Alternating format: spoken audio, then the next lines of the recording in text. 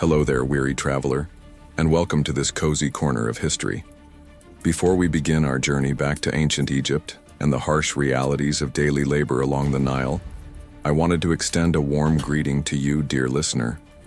Whether you're nestled under the covers, ready to drift off to sleep, or simply looking to unwind with some quiet historical storytelling, I'm so glad you've chosen to join me tonight. If you don't mind, I'd love to know where in the world you're tuning in from and what time of day it is for you right now. Feel free to leave a comment and let me know. If you enjoy this style of calm, immersive tales from the past, go ahead and click that subscribe button. But for now, let's allow the stresses of the modern world to melt away as we travel back to the land of pharaohs and pyramids, where work was not just difficult, but often deadly. Picture yourself standing on the banks of the Nile River in the year 2500 BCE, watching as the sun rises over the desert horizon. The air is already warm at dawn, promising another scorching day ahead.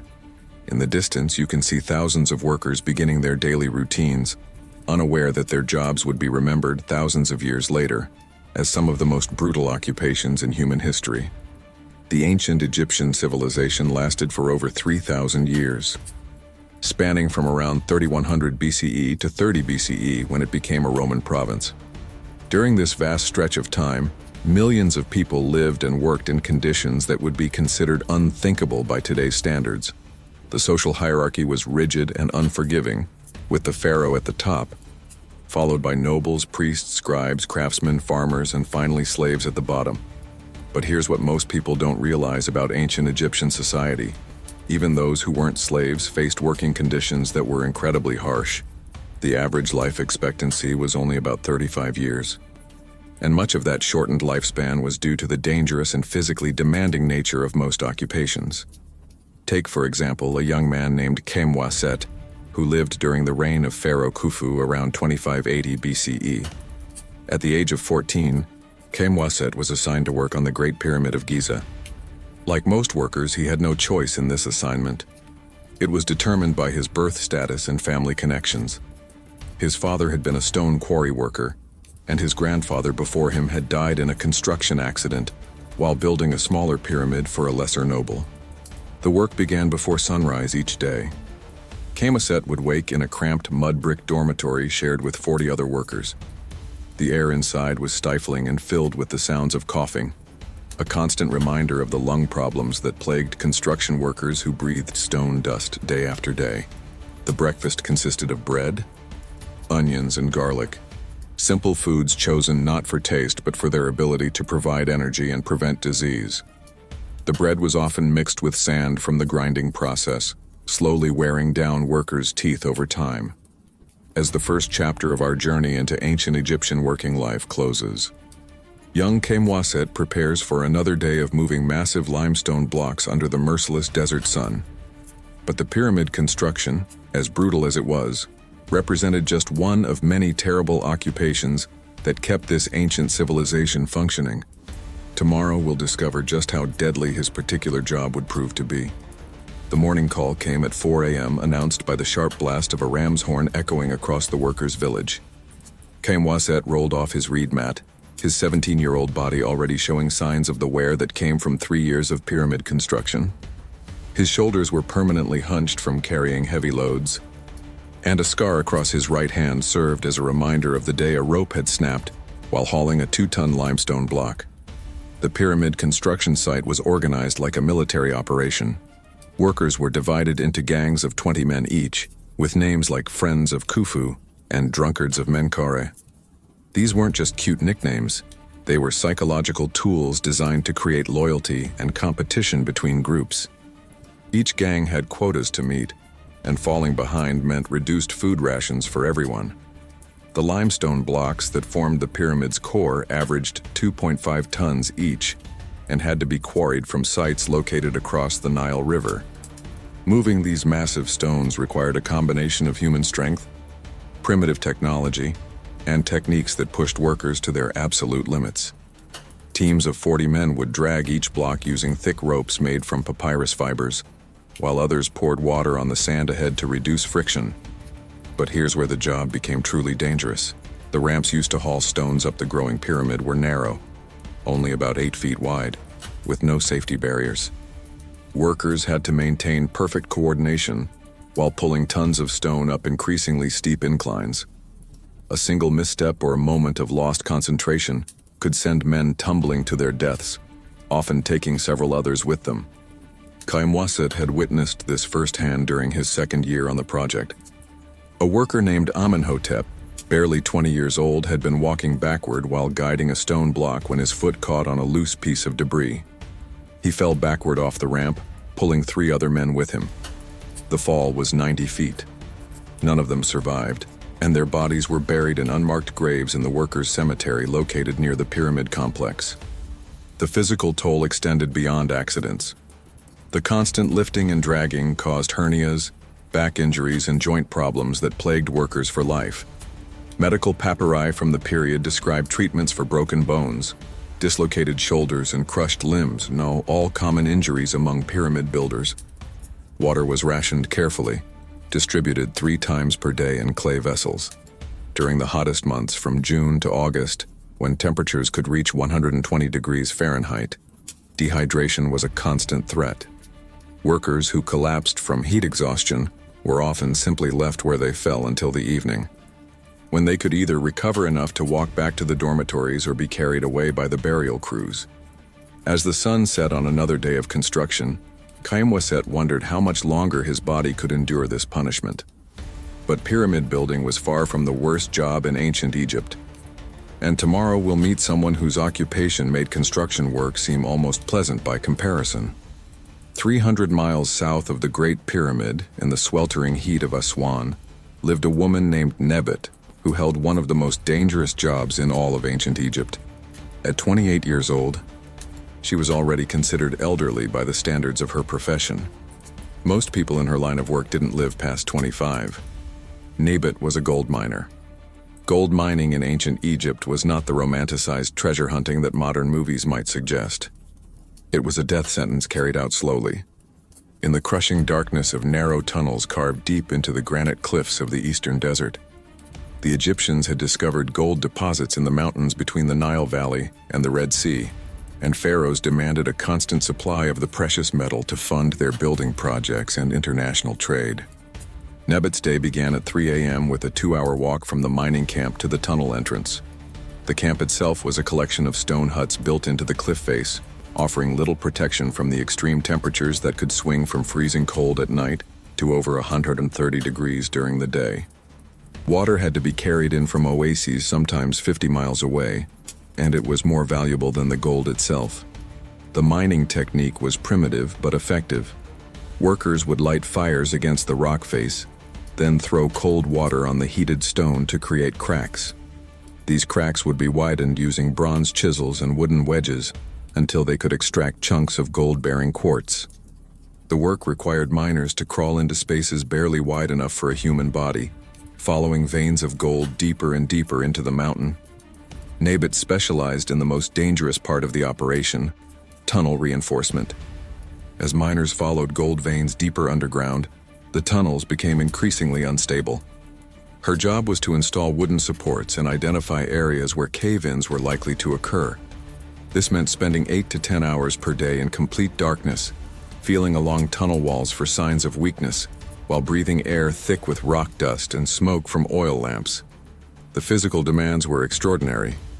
Miners had to carry all their tools, extracted ore, and wooden supports through tunnels that were often only 3 feet high and 2 feet wide. They crawled on their hands and knees for hours, developing permanent damage to their joints and spines. Many miners lost fingers or hands when rockfalls crushed their limbs against tunnel walls. The mortality rate was staggering. Archaeological evidence from ancient Egyptian gold mining sites shows that the average miner lived only 18 months after beginning work in the tunnels. Death came from cave-ins, suffocation, accidents with tools, or simply from the accumulated damage of breathing rock dust and working in impossible conditions. But perhaps the cruelest aspect of Nebet's job was that she knew exactly how valuable her work was to the pharaoh, while receiving almost nothing in return. The gold she extracted would be used to create jewelry, ceremonial objects, and trade goods worth fortunes while she survived on a diet of bread, dried fish, and whatever wild plants could be found in the desert. As Nebet prepared for another day in the tunnels, checking her bronze chisel and oil lamp, she had no way of knowing that her particular mine would collapse completely within the next 6 months, trapping 47 workers underground forever. But gold mining was just one of several occupations that seemed designed to kill those who performed them. And tomorrow we'll discover the horrific world of ancient Egyptian embalmers. The scent of natron salt and cedar oil filled the air in the workshop of Horus, a 42-year-old embalmer working in the necropolis of Saqqara during the reign of Pharaoh Pepi II, around 2200 BCE. Horus was one of the few people in ancient Egypt whose job guaranteed both social respect and a shortened lifespan. Embalmers were essential to Egyptian religious beliefs, but the work itself was slowly killing them. Embalming was not simply a matter of preserving bodies. It was a complex religious ritual that required precise knowledge of anatomy, chemistry, and sacred procedures. The process took exactly 70 days, during which embalmers like Horus would work with multiple corpses simultaneously, each at different stages of preparation. The first step was always the most dangerous. Horus would use a long bronze hook to remove the brain through the nose, a procedure that required him to work with his hands and face inches away from decaying tissue. The smell was overwhelming, a mixture of putrefaction, bodily fluids, and the beginning stages of decomposition. Many embalmers developed chronic respiratory problems from breathing the gases released by decomposing bodies. The abdominal cavity had to be opened with precise cuts, and all internal organs except the heart were removed by hand. Horus would reach deep into body cavities to extract intestines, liver, lungs, and stomach, all while the tissues were in various states of decay. His hands and forearms were constantly exposed to bacteria and parasites that thrived in dead tissue. The preservation chemicals presented their own dangers. Natron salt, the primary preservative, would burn and crack skin with prolonged exposure. Cedar oil and other resins used in the process were toxic if absorbed through skin or inhaled over long periods. Embalmers developed characteristic burns and discoloration on their hands and arms, earning them a distinctive appearance that made their profession immediately recognizable. Perhaps most disturbing was the psychological toll. Horus worked with the bodies of people from all social classes: wealthy nobles, middle-class merchants, and occasionally even executed criminals. He had embalmed children who died from diseases, warriors killed in battle, and elderly people who simply succumbed to the harsh conditions of ancient life. After 20 years in the profession, he had personally handled the corpses of over 3,000 people. The social isolation was severe. Despite the religious importance of their work, embalmers were considered ritually unclean and were required to live in separate quarters within the necropolis. They could not eat meals with other people, enter temples during certain religious festivals, or participate in many community activities. Their own families often kept them at arm's length, fearing contamination from their work with the dead. The workshop itself was a place of constant activity and overwhelming sensory assault. Multiple bodies at different stages of preservation filled the space, each requiring daily attention. The floors were stained with fluids that no amount of cleaning could remove, and swarms of flies were a constant presence despite efforts to keep them away. Horus knew that his work was slowly killing him. Most embalmers developed lung problems from breathing preservation chemicals and gases from decomposing bodies. Skin conditions were universal, and many embalmers suffered from what we would now recognize as chemical poisoning from prolonged exposure to toxic substances. As he prepared to begin work on the body of a young scribe who had died from a scorpion sting, Horus reflected on the bitter irony of his profession. He spent his life preparing others for eternal preservation, while his own body was being steadily destroyed by the process. But embalming was far from the only occupation that combined essential social function with terrible working conditions. And tomorrow we'll explore the world of ancient Egyptian sewage workers. In the great city of Memphis, capital of ancient Egypt during the Old Kingdom period around 2400 BCE, lived a man named Seneb whose job was so unpleasant that even other workers avoided speaking to him. Seneb was 31 years old and worked as a sewage cleaner and waste disposal specialist, one of the most necessary yet despised occupations in Egyptian society. Ancient Egyptian cities were marvels of engineering for their time, with sophisticated drainage systems that channeled waste away from residential areas. But these systems required constant maintenance, and someone had to do the job of keeping sewers flowing and waste pits clean.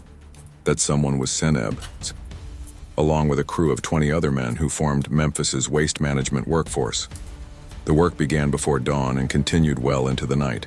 Egyptian cities generated enormous amounts of human and animal waste, kitchen scraps, and industrial byproducts from workshops that produced everything from pottery to textiles. All of this material had to be collected, transported, and disposed of in ways that wouldn't contaminate the water supply or create disease outbreaks. Seneb's primary responsibility was maintaining the underground drainage channels that ran beneath the city's main residential districts. These tunnels were barely 4 feet high and often filled with standing water mixed with sewage, dead animals, and garbage that had accumulated over months. He would wade through this mixture wearing only a loincloth, using bronze tools to clear blockages and repair damaged sections of the drainage system. The health hazards were extraordinary. Sewage workers were constantly exposed to diseases that thrived in human waste. Dysentery, typhoid, and various parasitic infections were occupational hazards. Seneb had survived several serious illnesses that had killed other workers, but his body bore the permanent effects of repeated infections.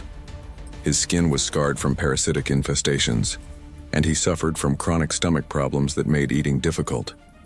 The smell was so overwhelming that sewage workers developed a distinctive odor that no amount of washing could remove. They were banned from most public spaces, markets, and religious ceremonies. Even their families often required them to sleep outside their homes to avoid contaminating living areas. But perhaps the most dangerous aspect of Seneb's job was working in the waste disposal pits located outside the city walls. These enormous excavations, some over 30 feet deep, were where all collected waste was ultimately dumped. The pits generated toxic gases that could overcome workers without warning, and the unstable sides frequently collapsed, burying workers alive under tons of decomposing waste. Seneb had witnessed 3 such collapses during his career. The most recent had occurred just 6 months earlier, when a section of pit wall gave way during the rainy season. 5 workers were buried instantly, and their bodies were never recovered. They simply became part of the waste they had spent their lives managing. The social isolation was complete. Sewage workers formed their own small community on the outskirts of Memphis, intermarrying and living apart from mainstream Egyptian society. Their children were automatically assigned to the same profession, creating generations of families trapped in this occupation with no possibility of escape. Water was a constant concern. Sewage workers required frequent washing to remove the worst contamination from their skin and clothes, but clean water was expensive and not readily available in their isolated community. Many workers developed serious skin conditions from inadequate cleaning, which further marked them as members of this despised profession. As Seneb prepared for another day of clearing blocked drainage channels, he reflected on the cruel irony that his work was essential to keeping Egyptian cities healthy and functional. Yet society treated him as if he were a source of contamination himself. But waste management was just one of many occupations that combined social necessity with personal destruction. And tomorrow we'll explore the terrifying world of ancient Egyptian military service. The sound of bronze clashing against bronze echoed across the training grounds at Memphis, as 18-year-old Khedi practiced sword techniques under the merciless afternoon sun. It was 1800 BCE, during the Middle Kingdom period, and Egypt was embroiled in territorial conflicts that required a constant supply of fresh soldiers.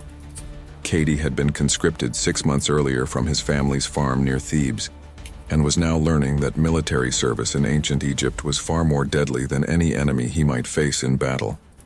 Egyptian military service was not voluntary for most soldiers. Young men were selected through a draft system that targeted farming communities and lower social classes. Once conscripted, soldiers served for minimum periods of 10 years, though many never lived long enough to complete their service. The training alone killed approximately 15% of new recruits before they ever saw combat. Khedi's day began at 4 a.m. with a forced march carrying full equipment. Egyptian soldiers were required to march 25 miles per day while carrying bronze weapons, leather armor, food supplies, and camping equipment that together weighed over 60 pounds. These marches took place regardless of weather conditions and in summer temperatures that regularly exceeded 115 degrees Fahrenheit. The weapons training was brutal beyond description. Recruits practiced combat techniques using real bronze swords, spears, and battle axes against each other. Serious injuries were common and expected. A soldier who couldn't handle wounds inflicted during training was considered unfit for actual combat. Katie had already suffered a spear wound to his left shoulder and a sword cut across his ribs, both considered minor injuries by military standards. Archery practice required soldiers to draw bows with pull weights of over 150 pounds repeatedly for hours. The composite bows used by Egyptian armies could drive arrows through enemy armor at distances of 300 yards, but developing the strength and skill to use them effectively caused permanent damage to soldiers' backs, shoulders, and arms. Many archers developed joint problems that crippled them by age 25, but the real danger came from the living conditions in military camps. Hundreds of men lived in close quarters with poor sanitation, contaminated water supplies, and inadequate food. Disease spread rapidly through military units, often killing more soldiers than enemy action. Dysentery, typhoid, and various fevers were constant threats that could wipe out entire companies within weeks. Egyptian military campaigns often lasted for years, taking soldiers far from Egypt into hostile territory where they faced not only enemy armies, but also unfamiliar diseases, extreme weather conditions, and the constant stress of being surrounded by people who wanted to kill them. The psychological toll was severe. Many soldiers developed what we would now recognize as post-traumatic stress disorder, though ancient Egyptians had no understanding of mental health issues. The medical care available to soldiers was primitive at best. Battle wounds were treated with honey, grease, and various herbs that sometimes helped, but often led to serious infections. Amputations were performed without anesthesia using bronze saws, and the survival rate for seriously wounded soldiers was extremely low. Egyptian soldiers were also expected to participate in siege warfare, which involved building massive earthworks, operating siege engines, and storming fortified cities where casualty rates often exceeded 50%. Katie had heard stories from veterans about battles where entire units were wiped out in single attacks, their bodies left to rot on foreign battlefields thousands of miles from home. As Katie finished his evening weapon maintenance, cleaning bronze sword blades that would soon taste human blood, he wondered if he would live to see his 19th birthday.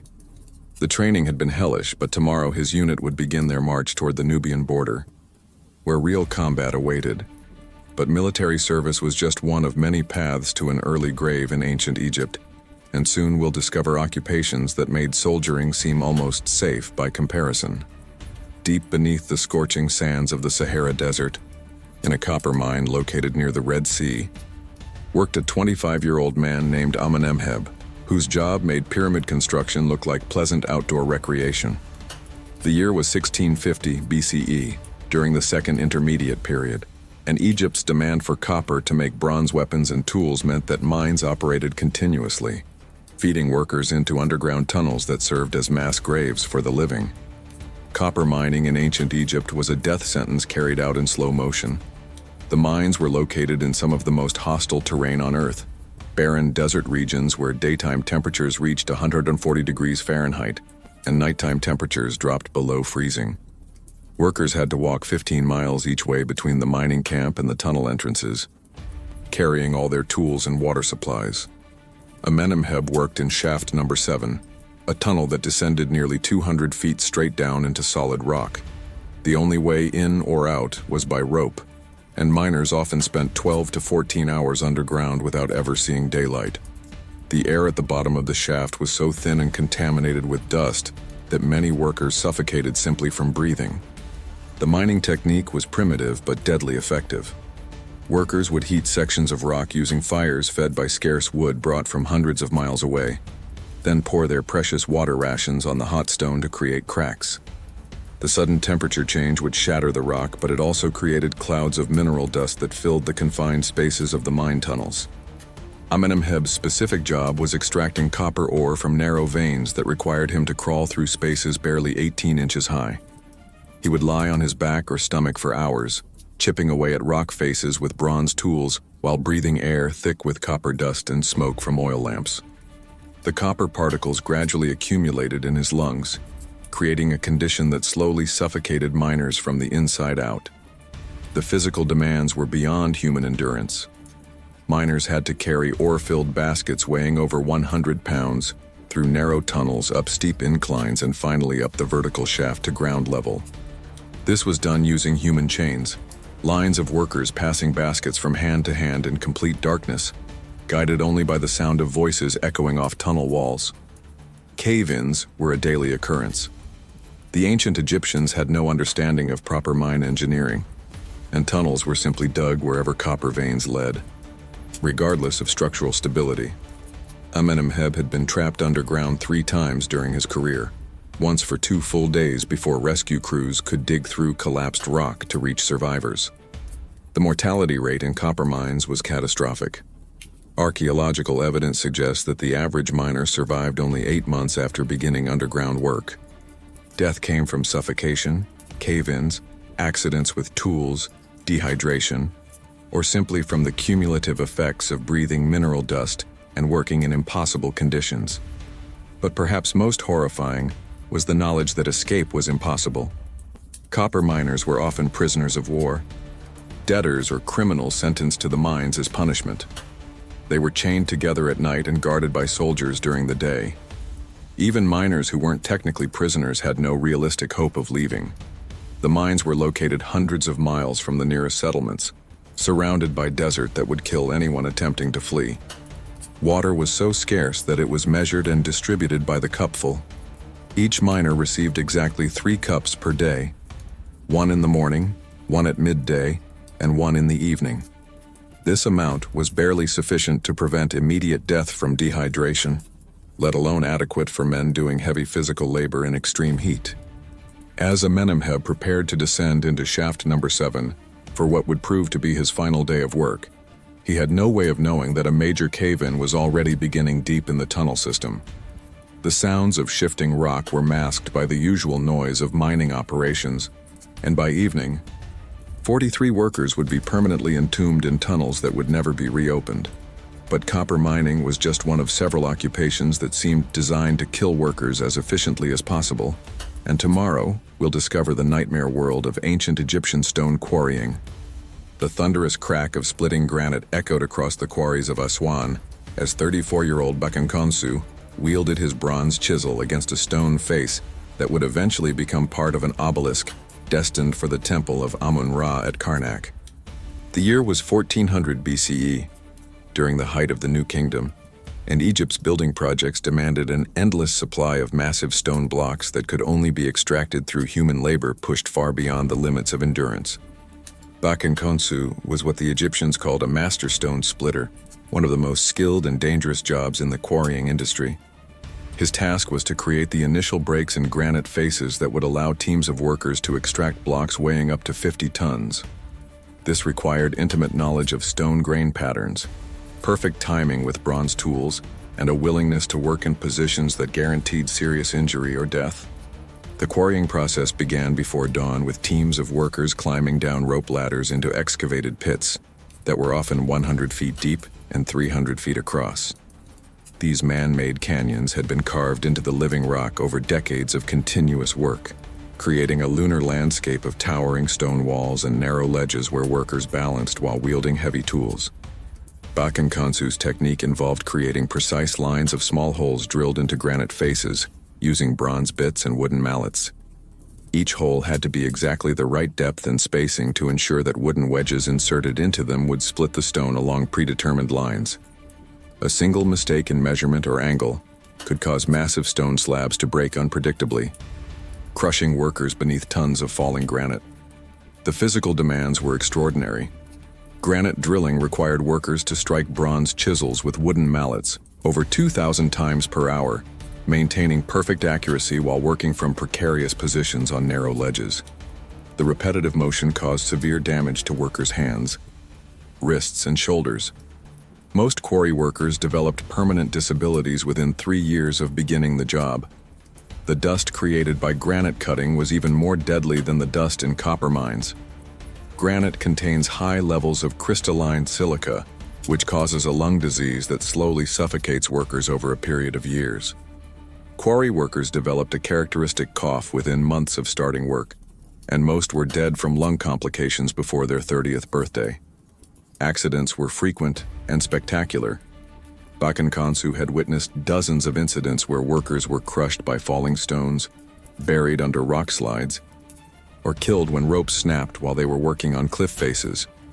The most recent accident had occurred just 3 weeks earlier, when a 15-ton granite block had shifted unexpectedly during extraction, crushing 4 workers instantly and trapping 2 others who died slowly over several hours while rescue attempts failed. The summer working conditions were beyond human tolerance.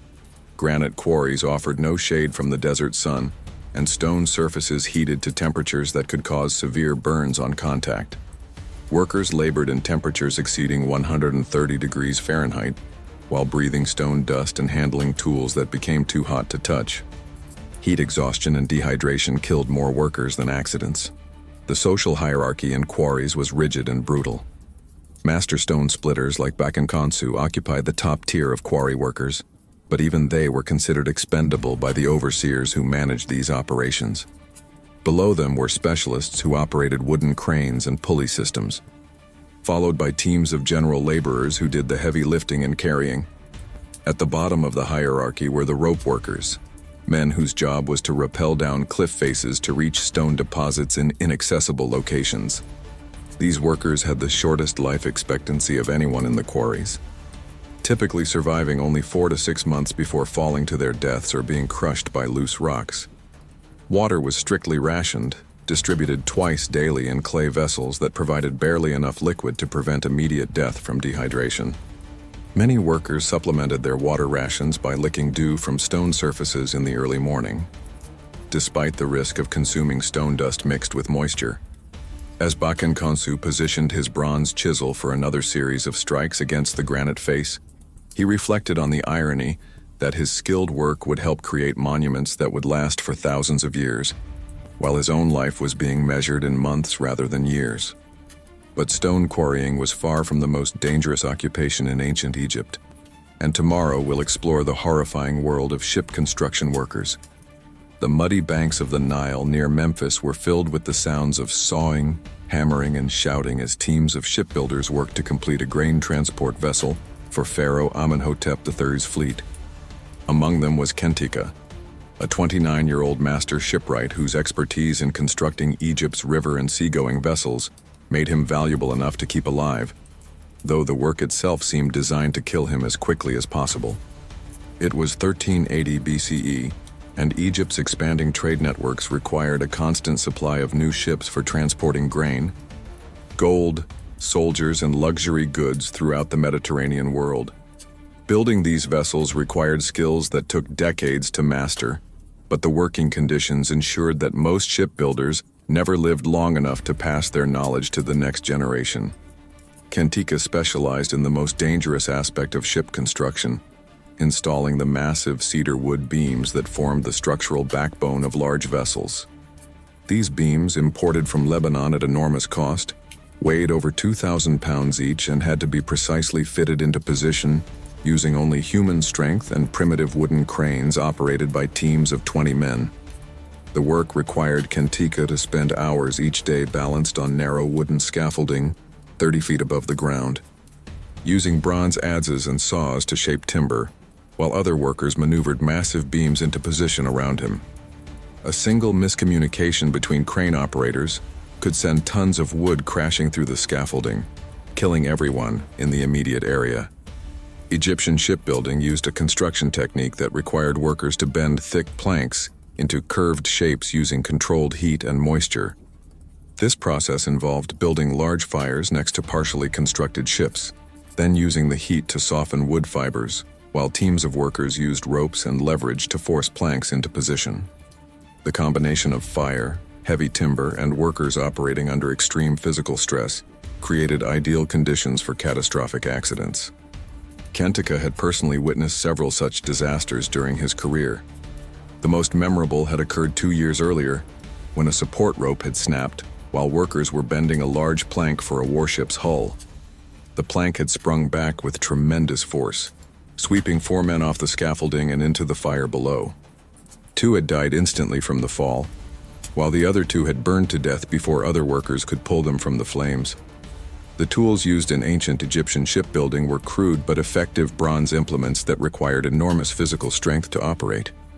Kentika's specialty tools included adzes weighing over 10 pounds, 2-man saws with bronze teeth, and massive wooden mallets used to drive wooden pegs into precisely drilled holes.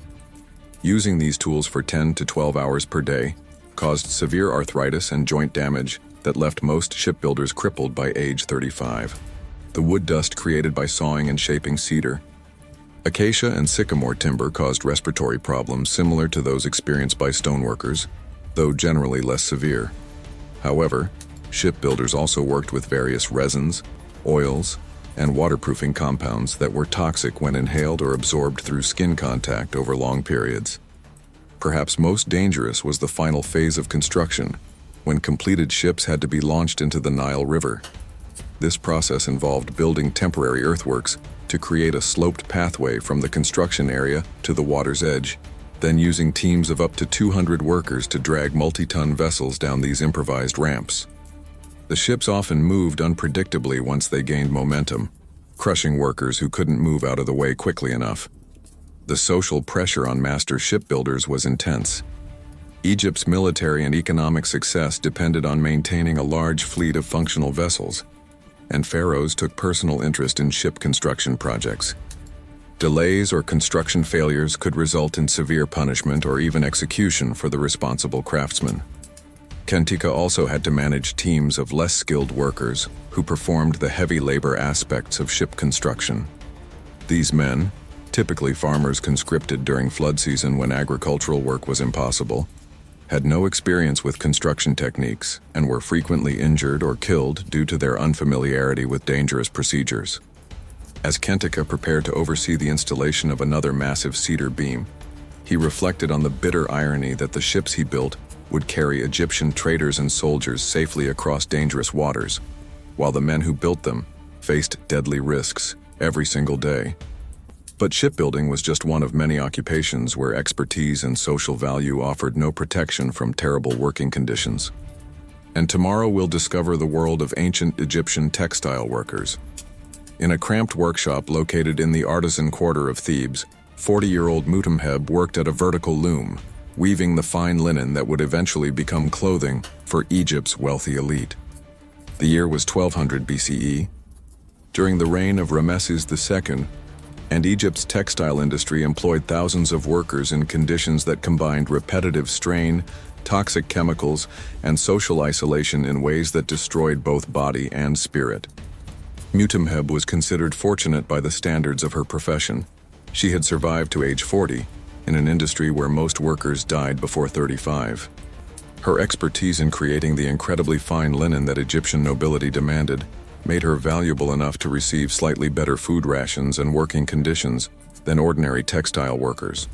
But the work itself was slowly killing her regardless of her skill level. Egyptian linen production was a complex process that began with harvesting flax plants at precisely the right stage of growth, continued through months of retting, beating, and combing to separate fibers, and culminated in the weaving process where workers like Mutemheb spent 14 hours per day creating fabric so fine that individual threads were barely visible to the naked eye.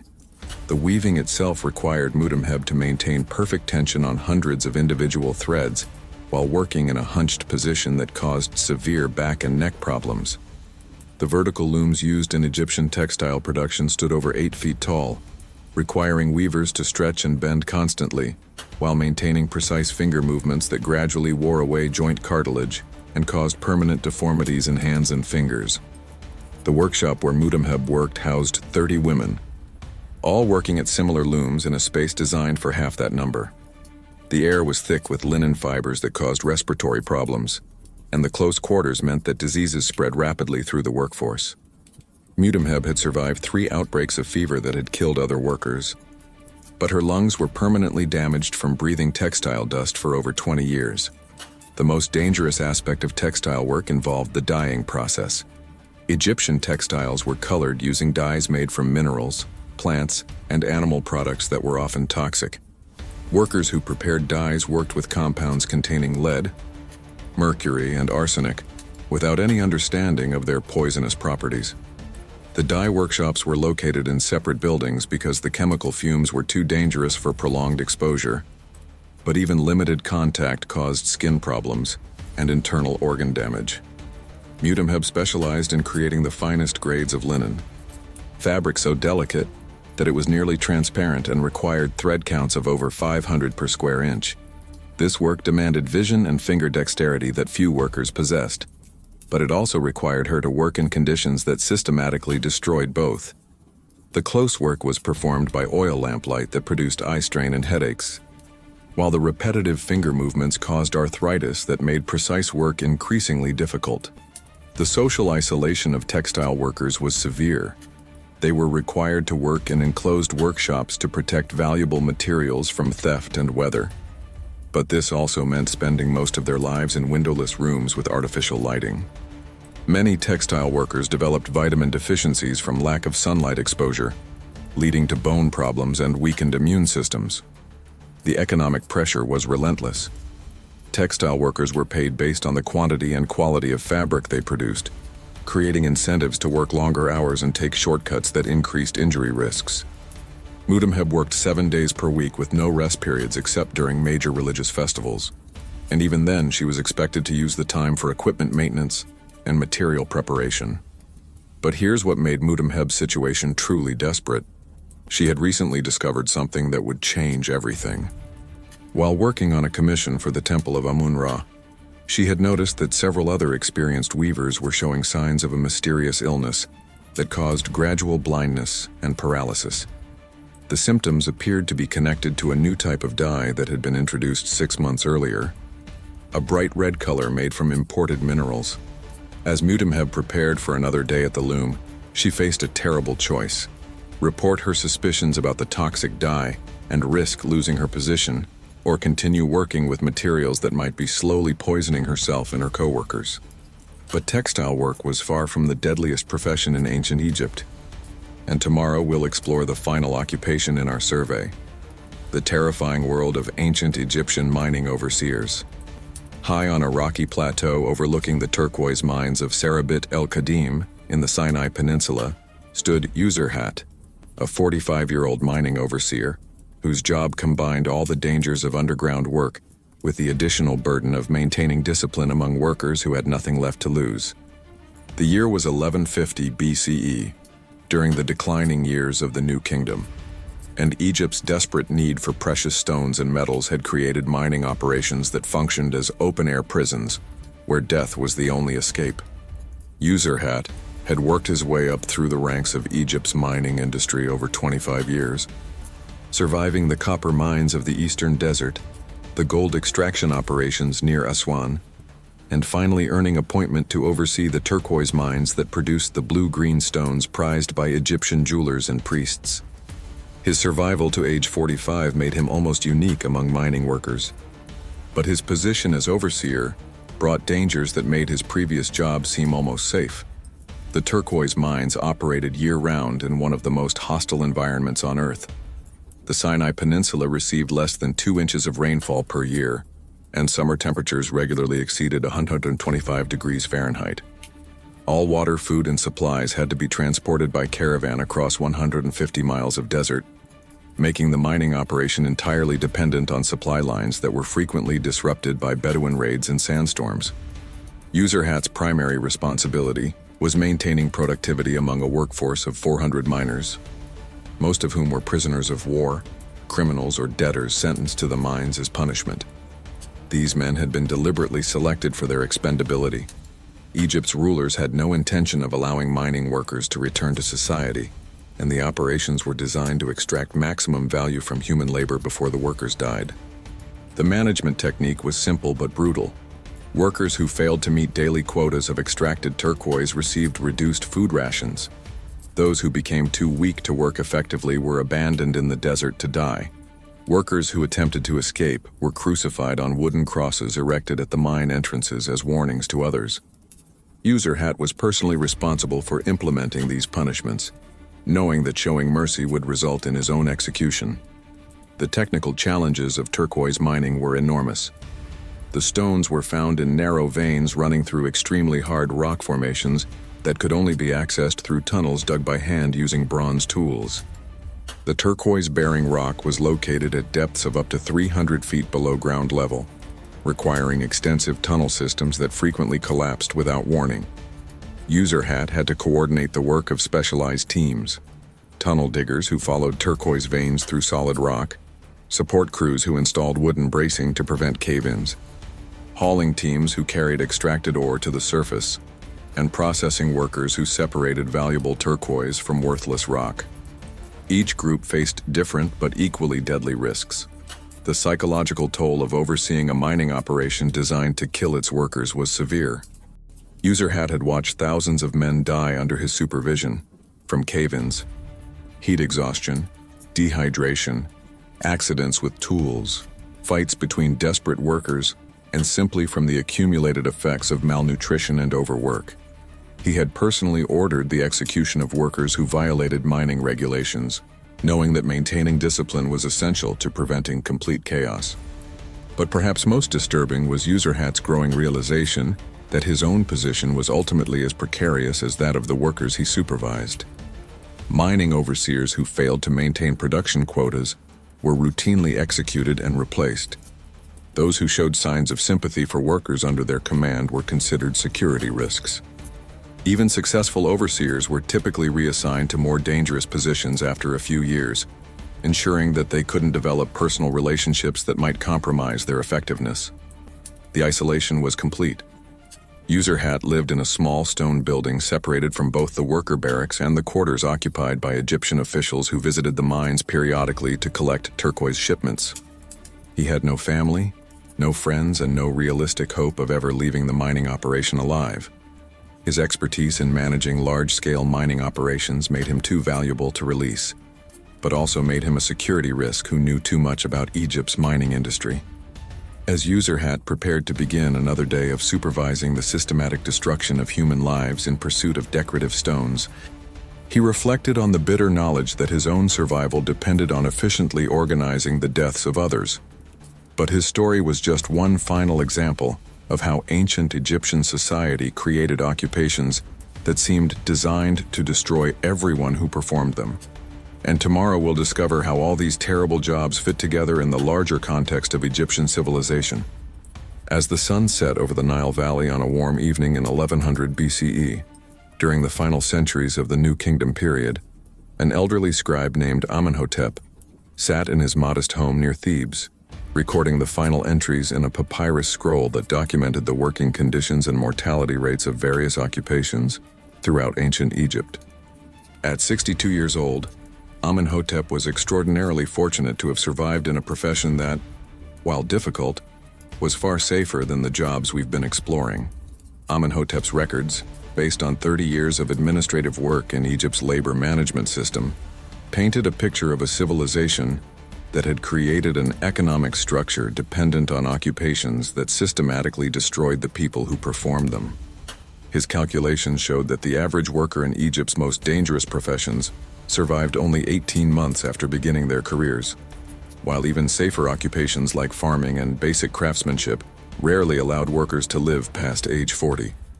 The pyramid construction projects that had made Egypt famous required a constant supply of replacement workers because the job killed people so quickly.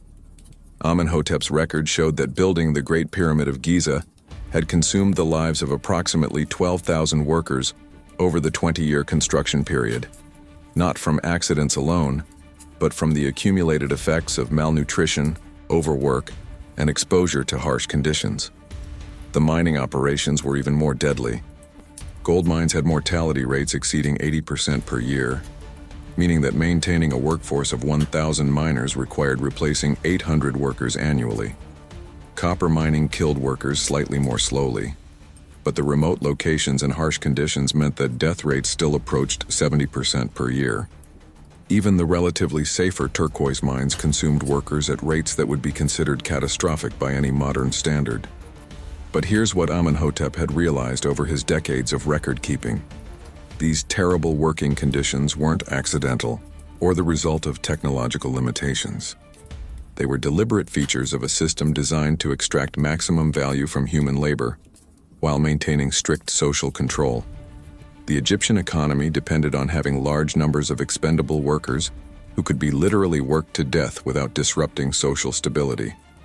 The social hierarchy that made these conditions possible was enforced through a combination of religious beliefs, legal structures, and simple geographical reality. Workers in the most dangerous jobs were typically prisoners of war, criminals, debtors, or members of conquered populations who had no legal rights or social connections that might protect them. The remoteness of mining sites and construction projects made escape impossible even for those who weren't technically prisoners. Egyptian religious beliefs provided ideological justification for this system by promoting the idea that social position was determined by the gods and that accepting one's assigned role in life was a religious duty. Workers who died in service to Pharaoh's projects were told they would be rewarded in the afterlife, while those who complained or resisted were threatened with spiritual punishment in addition to physical consequences. The economic logic was brutally simple. Egypt's wealth came from agricultural surpluses generated by Nile River flooding, mining operations that extracted gold and precious stones, and trade relationships that depended on having luxury goods to exchange. All of these activities required large amounts of human labor, and using that labor efficiently meant accepting high mortality rates among workers. Amenhotep's records also revealed the hidden costs of this system.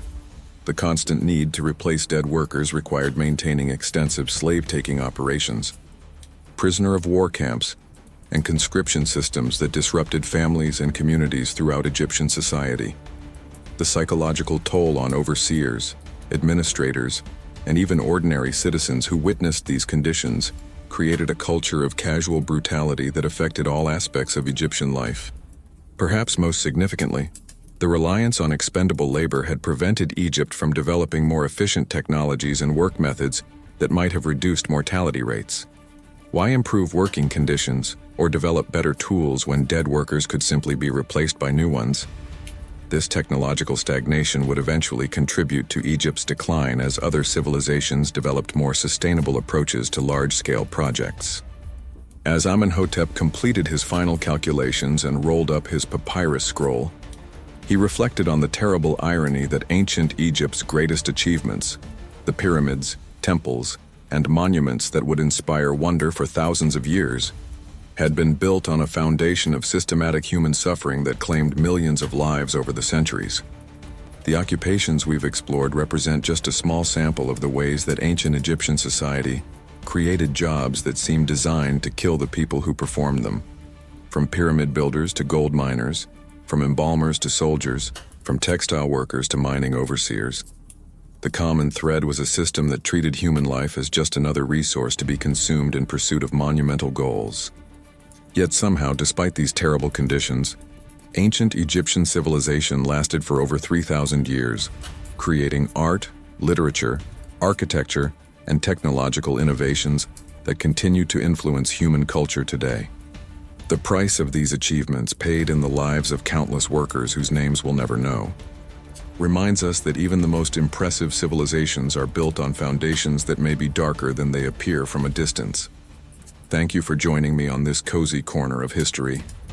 If you enjoyed our time together tonight, I'd love it if you'd subscribe and share these stories with a friend.